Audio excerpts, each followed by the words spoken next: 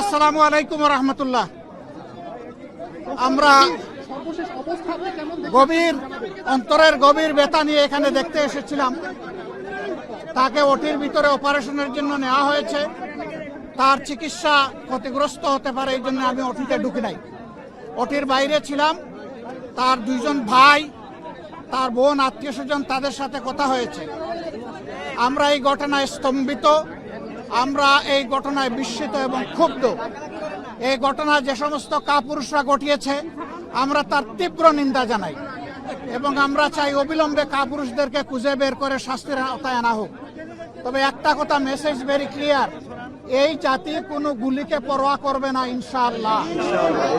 আমরা কোনো গুলির তোয়াক্কাও করি না।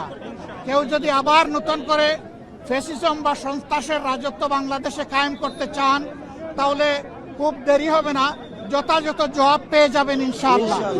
জনগণ সমস্ত ষড়যন্ত্র রুখে দেবে এবং কাউকে এই ধরনের নোংরামি করার সুযোগ দেওয়া হবে না। বাংলাদেশের মাটি কারো বাপদাদার জমিদারি না, এটা 18 কোটি মানুষের সম্পদ। এই সম্পদ পাহারা দেওয়ার দায়িত্ব আমাদের সকলের। আমরা সেই পাহারাদারি করব ইনশাআল্লাহ। আমরা এই সমস্ত হত্যা চেষ্টা যারা চালিয়েছে, গুলি যারা চালিয়েছে, তাদেরকে অবিলম্বে খুঁজে বের করে শাস্তির আওতায় আনার জন্য সরকারের প্রতি আহ্বান জানাচ্ছি।